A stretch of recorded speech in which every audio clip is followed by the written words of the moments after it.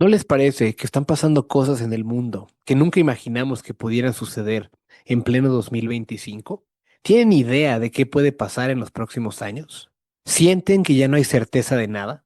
El día de hoy converso con el autor de un libro que nos propone algunas maneras de navegar el caos actual del mundo. Bienvenidos a La Plaza de Toro, un podcast donde discutiremos sobre los temas relevantes de la plaza pública: economía política, deportes, entretenimiento y todo lo que hace interesante a la vida. Mi nombre es Miguel Toro, acompáñenme a abrir las puertas de la plaza.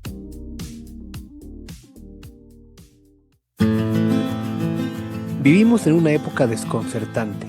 Los avances tecnológicos como la inteligencia artificial y la robótica avanzada revolucionan industrias sustituyendo todo tipo de profesiones mientras nosotros todavía tratamos de entender cómo adaptarnos.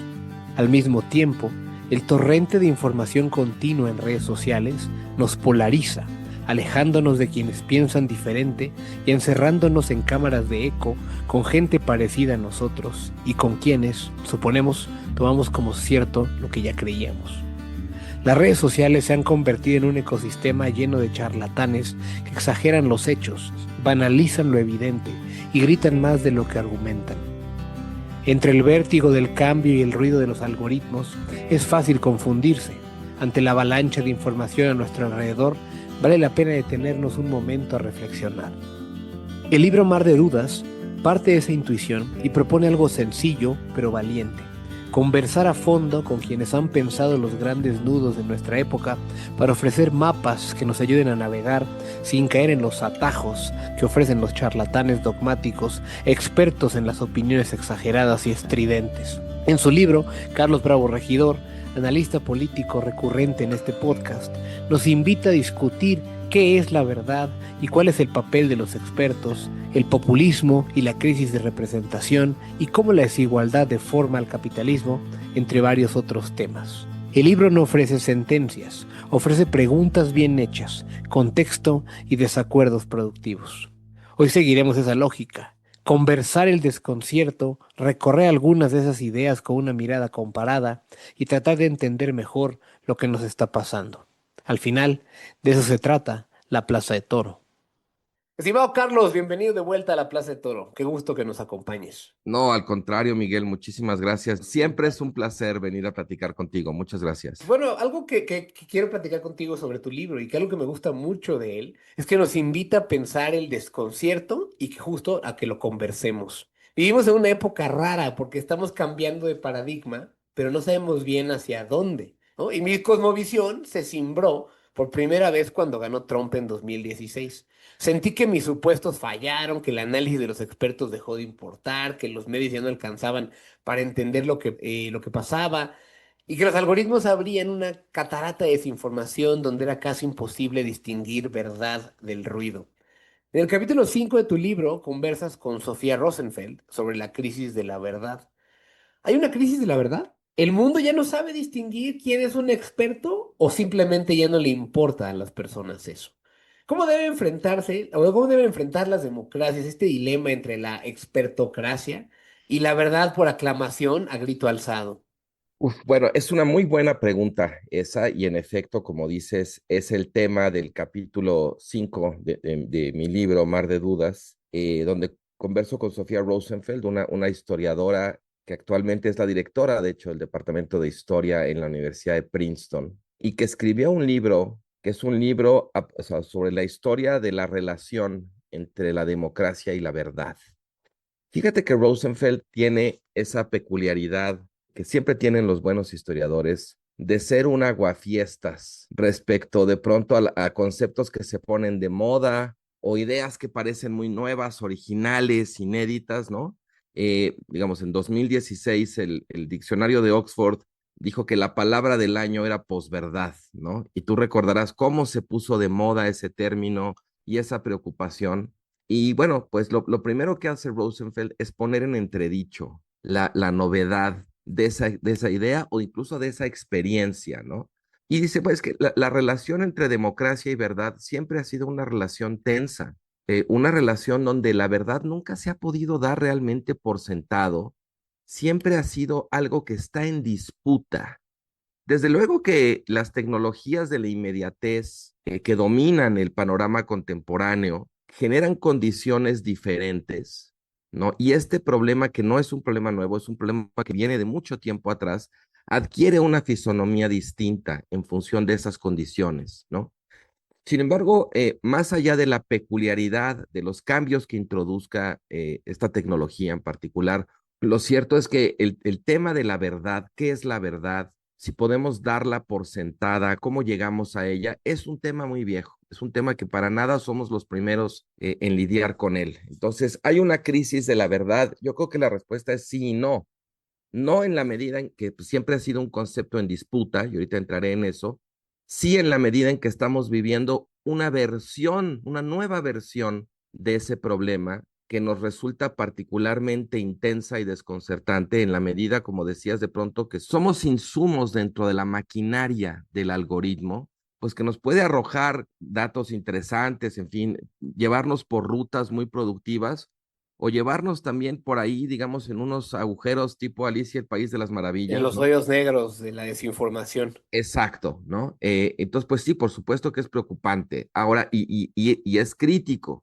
Yo creo que tiene que ver también, como bien preguntabas, con el rol de los expertos y sobre todo cómo en el momento populista en el que vivimos, la autoridad de los expertos ha quedado muy entredicho. Y ha quedado muy en entredicho, me parece, en principio, pues por la cierta aura autoritaria que de pronto tienen los expertos, ¿no? Que hablan en nombre de la ciencia, ¿no? Son como de pronto casi sacerdotes contemporáneos que tienen una relación especial con la verdad y el resto de los mortales estamos un poco condenados a escucharlos y a obedecerlos, ¿no?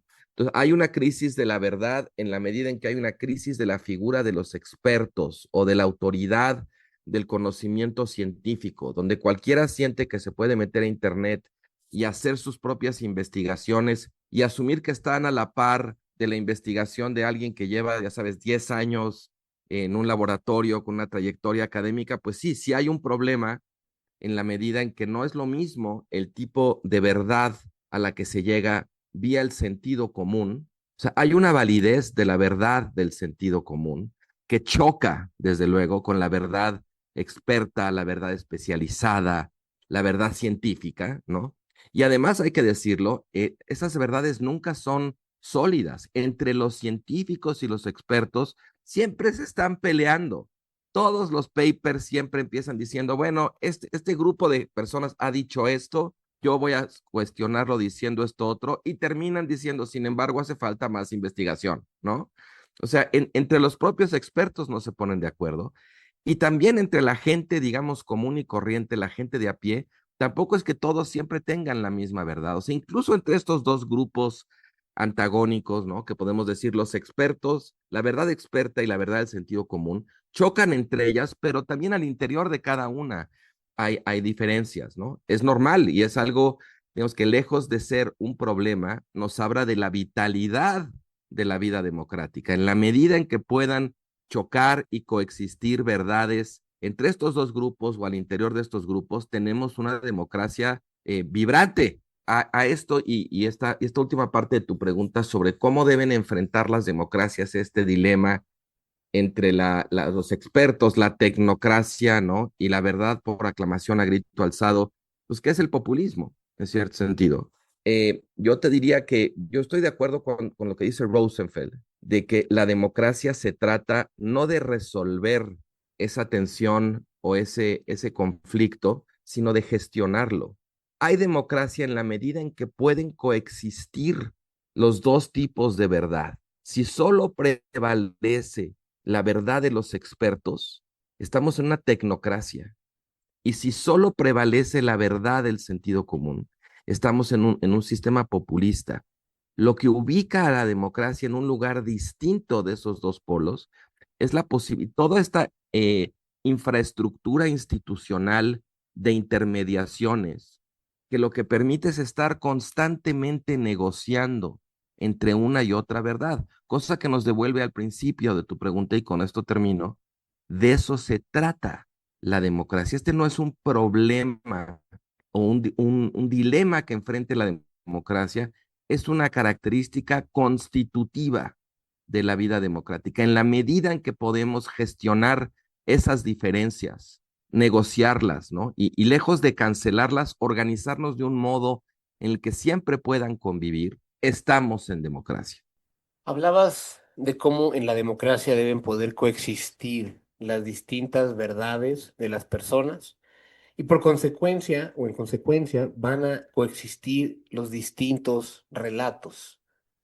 Los seres humanos vivimos inmersos en los relatos. Todos los días, en la calle, en casa, en la escuela, en el trabajo, en donde sea, habitamos catedrales invisibles, entrecomillado, ¿no? Tramas hechas de visiones, símbolos, historias que organizan nuestra experiencia, le dan sentido a la vida y precisamente por su familiaridad solemos darlas por naturales, eternas, incuestionables, por verdaderas. Son construcciones humanas que ordenan lo que vemos y lo que podemos imaginar. Por eso cuando algo resquebraja estas visiones, la normalidad se vuelve problemática y aparece el disenso. Rebecca Solnit afirma que no hay cambio social sin cambio de relato. Y añade una segunda exigencia: contar el cambio, hacerlo explícito para que la catedral renovada no vuelva a desaparecer en la costumbre. Esto es lo que han hecho los líderes populistas por todo el mundo: cambiar el énfasis del relato y centrar la narrativa principal en el grupo que dicen representar, el pueblo bueno o los verdaderos ciudadanos, según si el líder populista es de izquierda o de derecha. Nadia Urbinati nos dice que los líderes populistas se erigen como la única voz, entre comillas, legítima y representativa, fin de comillas, de una mayoría silenciosa que ha estado a la sombra del relato principal. Los populistas han explotado una crisis de representación entre los políticos tradicionales y la ciudadanía para hacerse del poder. ¿Cómo se repara esa crisis de representación para que el malestar no sea monopolizado por una sola voz? Esa es una pregunta fascinante que además toca varias de de las conversaciones del libro con Nadia Urbinati, con Federico Finkelstein, con Rebecca Solnit, como decías, creo que también con David Altman, por ejemplo, con Francis Fukuyama. O sea, muchas de las conversaciones giran en torno a esta inquietud que estás de alguna manera articulando. Yo te diría de entrada que en efecto uno de los grandes poderes del populismo es el poder de su relato, porque como dice la politóloga argentina María Esperanza Cásulo, el populismo ofrece soluciones simples a problemas complejos y eso lo vuelve enormemente atractivo. En un entorno, en un momento histórico tan preñado de incertidumbre, de complejidad, de ambigüedades, pues de pronto el relato populista nos ofrece certezas, nos ofrece seguridad, nos ofrece la sensación de control, porque hay una historia muy clara donde hay un lado, digamos, un pueblo bueno, un pueblo virtuoso, moralmente ejemplar, y unas élites rapaces, corruptas, repugnantes, y un liderazgo que promete de alguna manera enderezar o reivindicar a ese pueblo bueno del que ha abusado esa élite mala. Entonces, pues es muy poderoso en términos narrativos, en términos morales, en términos, te diría, incluso afectivos, porque conecta con agravios profundos, muchos de ellos pues muy arraigados y muy válidos, me parece, y otros imaginarios, pero para efectos prácticos la verdad es que eso no importa tanto, ¿no? Lo que importa es la sensación de que conecta con el agravio. Y entonces, bueno, en efecto creo que además, digamos, después de décadas en las que pues más bien imperó en cierto sentido pues el conocimiento experto, la tecnocracia, ¿no? Un modelo económico pues que genera mucha desigualdad y que tiende a la concentración de la riqueza, pues hay agravios de sobra para un momento en donde las clases políticas tradicionales o los sistemas de partidos tradicionales entran en crisis y se genera esta ventana de oportunidad para los liderazgos y los movimientos populistas, ¿no? Yo creo que esto que mencionabas sobre la sensación de crisis de representación es algo que está, digamos, también, voy a robarle una página otra vez a Sofía Rosenfeld, es algo que es constitutivo de la historia de la democracia. La democracia hace una serie de promesas que siempre son susceptibles de ser interpeladas, de decir, no estás a la altura de lo que predicas, de lo que pregonas, ¿no? Y bueno, pues hay todo un campo, digamos, dentro de la ciencia política, y con esto me muevo un poco hacia la reflexión de Altman, de cómo los diseños institucionales favorecen o desfavorecen ciertos tipos de representación. Representan mejor ciertos intereses, ciertas inquietudes a ciertos grupos, ¿no? El tema con los populistas no es nada más el relato, ojalá lo fuera. El tema es que los populistas, ya que llegan al poder, empiezan a deformar la democracia, empiezan a hablar como si su mayoría fuera la única mayoría legítima, fuera la única mayoría válida, fuera la única mayoría verdadera, ¿no? Y van un paso más allá del relato o de la retórica, empiezan a implementar políticas y hacer reformas que tratan de institucionalizar ese relato y de hacer como si su mayoría no fuera como siempre son en las democracias, una mayoría temporal. Yo te diría que el gran remedio que tiene la democracia para evitar ese monopolio que estabas tú comentando en tu pregunta de la verdad populista o de la mayoría populista, es imaginarse como un régimen que no nada más, digamos, institucionaliza la incertidumbre, como se dice clásicamente, sino que lo hace a través del tiempo.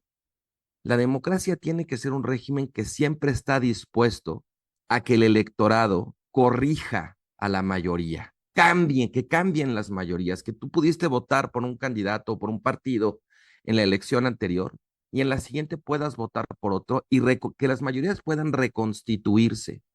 Y el problema es que los populistas empiezan a atacar precisamente ese fundamento de la democracia cuando están constantemente deslegitimando a sus adversarios, escatimándoles cualquier tipo de legitimidad, de validez política, y empiezan a cambiar las instituciones para volver más difícil la posibilidad de que sus adversarios se vuelvan la mayoría del mañana.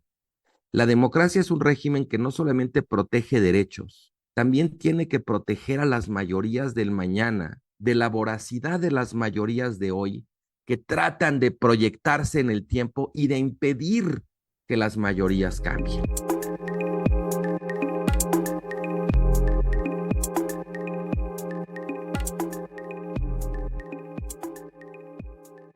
Prepárate para responder a las necesidades de una sociedad que se transforma a un paso acelerado. ¿Te imaginas cómo serán las y los abogados del futuro? ¿Te imaginas los retos que enfrentarán? ¿Te gustaría redefinir la economía del mañana? ¿Has soñado con crear un proyecto que transforme a tu comunidad? ¿O imaginar las relaciones internacionales en un mundo digital? Si te apasiona crear un diálogo inclusivo, si tienes ganas de generar cambios en la sociedad con herramientas disruptivas, en el TEC aprenderás de las y los mejores profesores que te inspirarán a llevar tu conocimiento al máximo, utilizando nuevas herramientas como ciencia de datos e inteligencia artificial para hacerle frente al cambio climático, para pensar en el desarrollo sostenible y solucionar problemáticas de grupos vulnerables.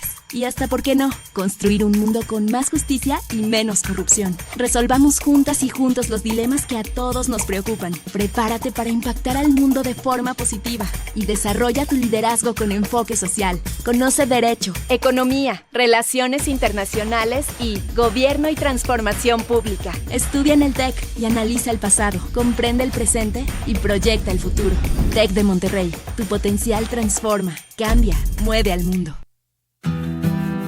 Hablabas de los agravios que percibe la gente y quisiera profundizar en esto, porque en muchos países una gran parte de la población percibe que las reglas del juego están cargadas en su contra. Martin Wolf le llamó la crisis del capitalismo democrático a la creciente desconfianza en la economía de mercado y en las instituciones de la democracia representativa. Una de las razones detrás de este desencanto es la desigualdad. En tu libro conversas con Branko Milanovic, quien lleva estudiando esto bastante rato. Su aviso es bastante claro. El crecimiento y la tecnología por sí solos no reparten bienestar. Si no hay instituciones y políticas deliberadas, los golpes económicos favorecen a quienes ya controlan el capital.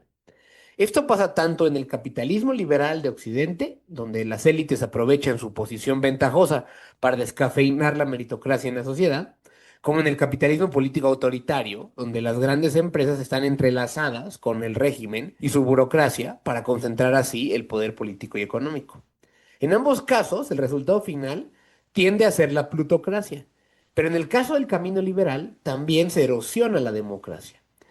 ¿Cómo consideras que debe atacarse la desigualdad si queremos sostener el consenso democrático? Pues mira, en efecto, a mí siempre me ha gustado mucho el trabajo de Branko Milanovic y creo que, aunque es un trabajo centrado fundamentalmente en la desigualdad, él de alguna manera es uno de los padres, podemos decir así, de un enfoque respecto a la desigualdad, que es la desigualdad global, ¿no? Medirla ya nada más, no nada más como distribución de la riqueza al interior de un país o comparación de cómo están distribuidas las riquezas entre países, sino cómo es la distribución global, como si el mundo fuera un solo país. Y bueno, pues sí, las imágenes que de pronto arrojan de sus gráficas, sus estudios, son deslumbrantes en ese sentido, ¿no? Yo creo que en efecto, sí, uno de los grandes problemas que enfrenta la humanidad hoy en día es la desigualdad, sobre todo porque la forma en que ha cambiado el capitalismo y la forma incluso en que la acumulación de riqueza ha trastocado la democracia, pues acelera la concentración de la riqueza, la desigualdad y todas las consecuencias, pues desde políticas hasta ecológicas que eso tiene. Pero fíjate que una de las virtudes que tiene Branko Milanovic es no ser un nostálgico o entender más bien que las soluciones que funcionaron en el pasado no necesariamente van a funcionar en la actualidad porque el mundo ha cambiado. Yo te diría que para mí Branko Milanovic es una suerte de socialdemócrata escarmentado, porque él mismo dice, pues es que en un mundo como este, las viejas soluciones, por ejemplo, de darle poder político al factor trabajo a través de la legislación o a través de los sindicatos, ya no funciona como antes, ¿no? Los lugares de trabajo han cambiado, la naturaleza del trabajo ha cambiado, organizar, digamos, a las masas de trabajadores, a la fuerza laboral como fuerza política, es muchísimo más complicado de lo que era antes. El tema de, digamos, la redistribución por la vía fiscal, ¿no? Impuestos a las herencias, impuestos progresivos, que paguen más quienes más ganan.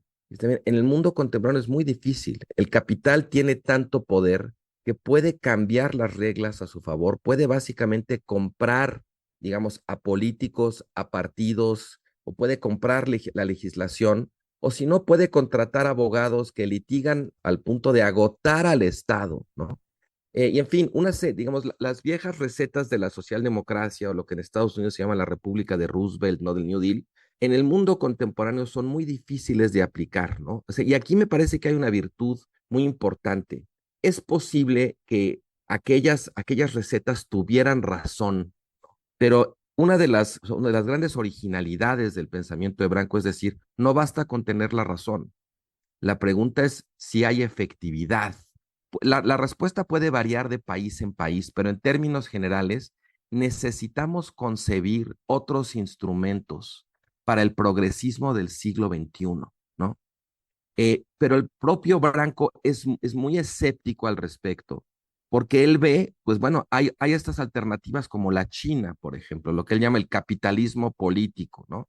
China es una economía capaz de sacar de la pobreza a más de 300 millones de personas, pero es un régimen profundamente autoritario, ¿no? O sea, él, yo creo, plantea con mucha claridad, bueno, o sea, ¿qué quieres? Progresismo. Ya no es nada más la crisis, ante la crisis del capitalismo democrático de Martin Wolf de la que hablabas, bueno, yo creo que en Branko Milanovic se ve muy claramente la crisis del capitalismo socialdemócrata. Y de pronto pareciera, y yo creo que hay mucha gente que se va por ahí, que hay una alternativa que es el autoritarismo progresista a la China. O sea, es un país muy autoritario, pero sí es un país que genera prosperidad, que la reparte, ¿no? Pero su problema no es nada más el autoritarismo, también es la corrupción, porque la desigualdad deslegitima lo mismo a los órdenes democráticos que a los órdenes autoritarios. Entonces, hay ahí como un trilema, digamos, entre economía, democracia y corrupción, donde uno trata de resolver las tres y de pronto, pues nomás se resuelven dos, ¿no? Y yo creo que, fíjate que desde mi punto de vista, Branco tiene una serie como de recomendaciones, ¿no? Sobre, bueno, pues sí, o sea, los mecanismos de mercado son eficientes y si están bien regulados, ¿no? Pueden funcionar.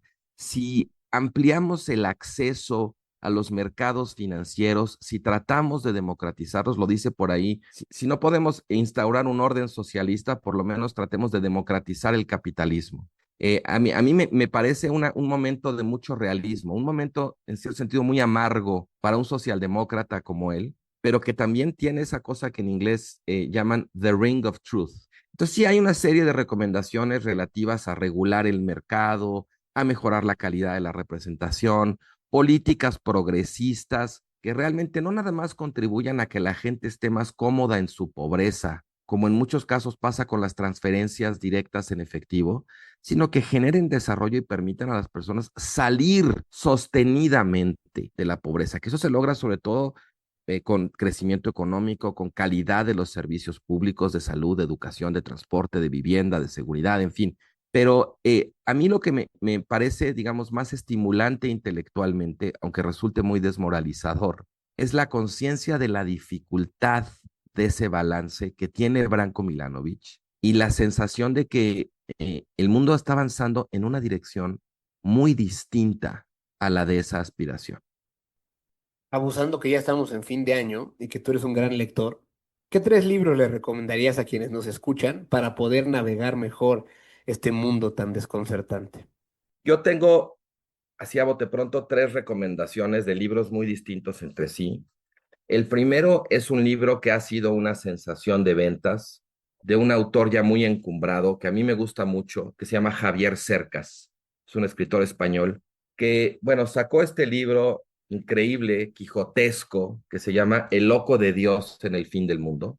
Es un libro sobre el Papa Francisco, sobre Bergoglio, que hace un viaje a Mongolia, un país chiquitito donde hay muy pocos católicos, e invita a Cercas a que se una a este viaje. Cercas es un ateo militante y redento. Y el libro es, bueno, pues sí, el viaje del Papa a Mongolia, pero también es un viaje, digamos, al ateísmo de Cercas y a su relación con el mundo religioso, realmente fascinante. Es un libro de mucha honestidad y también de mucha búsqueda de autorreflexión. No es obviamente que Cercas termine convertido al cristianismo ni nada, pero digamos, en los últimos años se han escrito muchos libros como reivindicaciones del ateísmo, muy militantes, digamos, un ateísmo muy antirreligioso, en cierto sentido. Y el de Cercas es un ateísmo que de alguna manera encuentra puntos de reconciliación con la religión, con la creencia, que es realmente conmovedor. A mí me gustó muchísimo,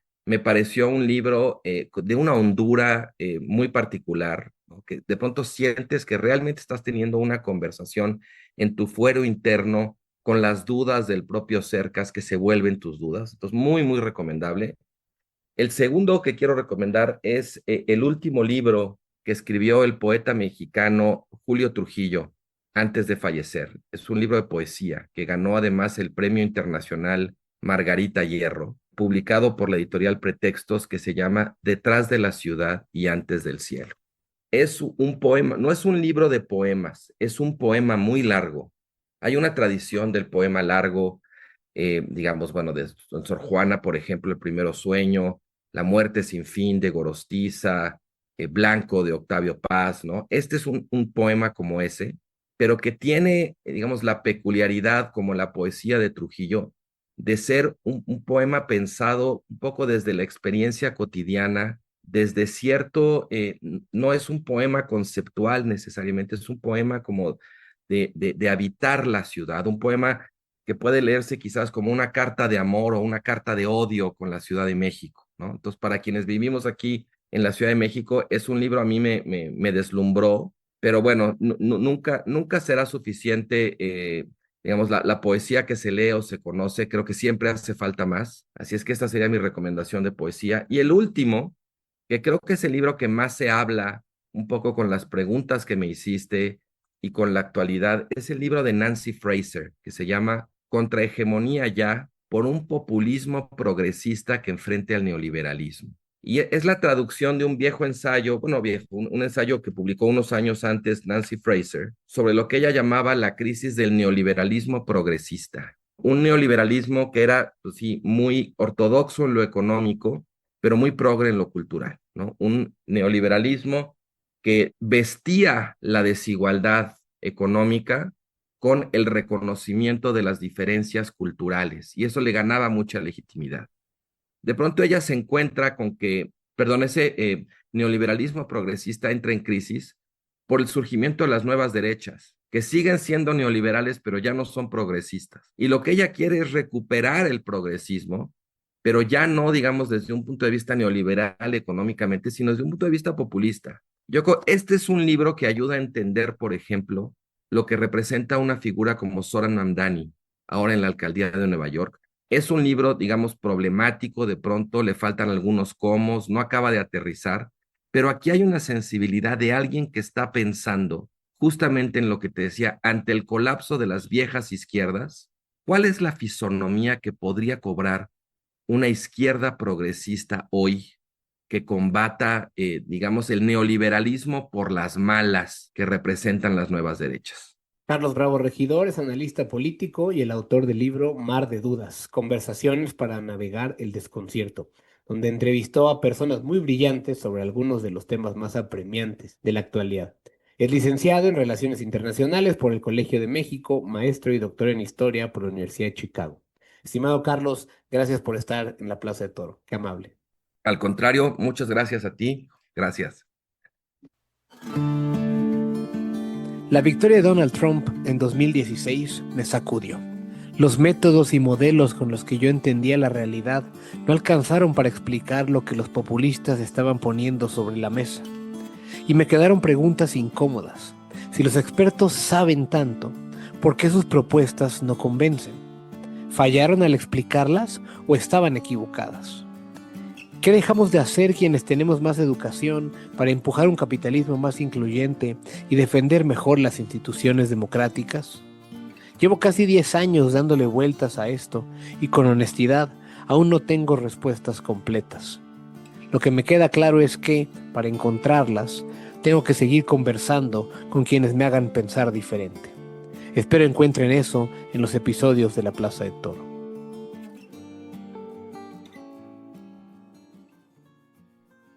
Con esto llegamos al final de este episodio de La Plaza de Toro. Muchas gracias por acompañarnos y dedicar parte de tu día a escucharnos. Recuerda que todas las recomendaciones bibliográficas y referencias mencionadas las encuentras fácilmente en la descripción de este episodio, en tu plataforma favorita o en nuestro Substack, donde también podrás leer la transcripción completa del episodio. Si disfrutaste esta conversación, ayúdanos a llegar a más personas compartiendo este episodio con tus familiares y amigos en tus redes sociales. Para no perderte ningún episodio futuro, suscríbete en Spotify, Apple Podcasts o Podbean buscándonos como La Plaza de Toro. Me encantaría conocer tu opinión, así que déjanos un comentario o reseña en tu plataforma preferida. Para mantenernos en contacto, puedes seguirme en Twitter como @MiguelAngelToro o en threads de Instagram como @MiguelToroRYV. Muchas gracias por escucharnos, mi nombre es Miguel Toro y es momento de cerrar las puertas de la plaza.